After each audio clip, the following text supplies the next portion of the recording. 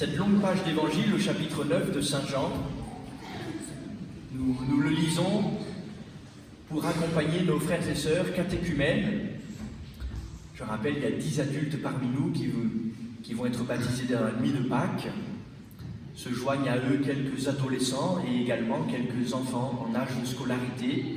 Et tous vont vivre le scrutin, le deuxième scrutin. Et c'est pourquoi nous les accompagnons de cet évangile.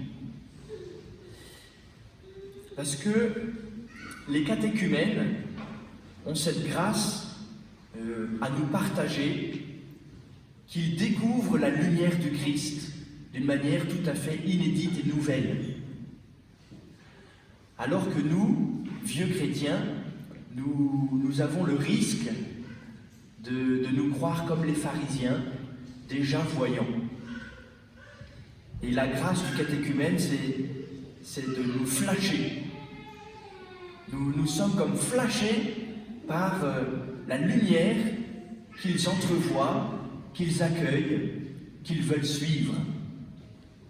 Et nous sommes appelés à redécouvrir que oui, la lumière, c'est le Christ, c'est sa parole, et que nous avons toujours à être renouvelés par le Christ lui-même dans notre capacité à voir, parce que le péché nous aveugle si bien. Alors merci les catéchumènes et les enfants qui demandent le baptême de nous donner cette grâce du flash, non pas pour perdre des points sur son permis, mais pour accueillir en plénitude et d'une manière renouvelée la lumière du Christ. Ça me fait penser à saint Thomas, l'apôtre. Vous savez, celui qui dit « Moi, je crois que ce que je vois ». Et souvent, les non-croyants disent « Moi, je croirais que si je vois ». Par exemple, je viens de terminer un livre de Michel Onfray qui raconte la retraite qu'il a vécue dans une abbaye à La Grasse. Et alors, Michel Onfray, qui est athée, fier de l'être, termine son bouquin en disant qu'il est toujours athée, mais quand même, il est marqué justement par ce mystère de la lumière qui anime, et là il l'a d'une certaine manière vu, qui anime le cœur des moines, qui consacrent leur vie à ne rien faire d'autre qu'à regarder la lumière de Dieu.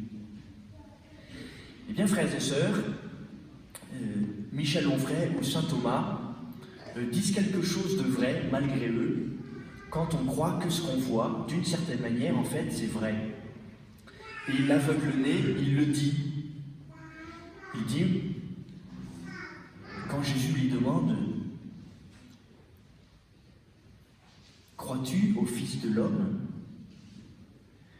Et alors il dit « Mais il est où ?»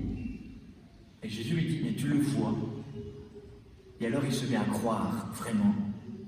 Je le crois. Et il se prosterne. Et il l'appelle Seigneur. Et alors, il voit pourtant simplement un homme. Mais il voit l'homme qui l'a guéri. Et il croit que c'est lui, le Seigneur, le Messie. Celui qui vient dans le monde, qui vient nous sauver. Bien, frères et sœurs, je crois qu'il nous faut grandir dans l'articulation entre la vision et la foi.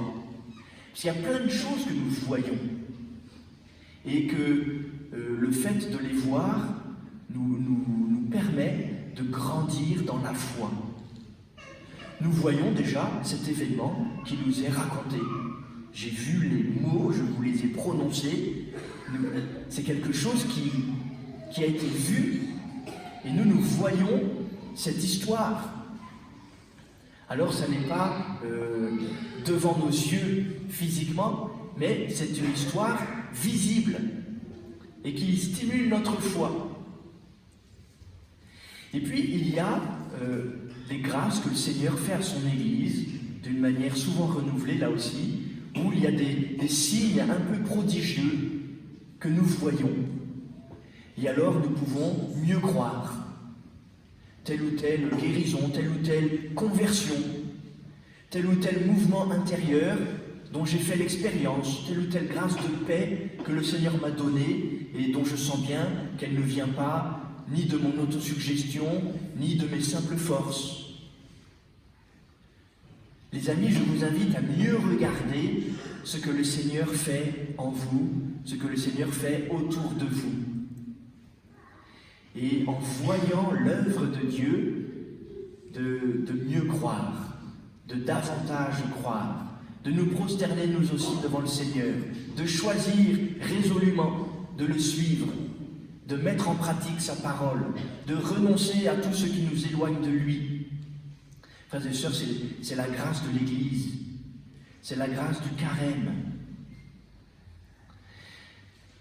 Nous avons passé la mi-carême et nous sommes ce dimanche de la joie. C'est pourquoi je porte une magnifique chasuble rose bonbon qui est un mélange de violet, la couleur de la pénitence et de la conversion, et du blanc, la couleur de la fête pascale. C'est parce que nous regardons déjà la gloire de la résurrection, comme pour mieux nous préparer à rester unis à Jésus dans les affres de sa passion, de sa croix, pour être avec lui, parce que nous savons que la croix n'a pas le dernier mot. Le dernier mot de la croix, c'est Jésus vivant, victorieux. Alors, frères et sœurs, voyons mieux l'œuvre de Dieu dans la liturgie, dans la parole de Dieu, dans les grâces dont nous sommes les témoins. Et comme l'aveugle-né, croyons, prosternons-nous devant le Seigneur. Amen.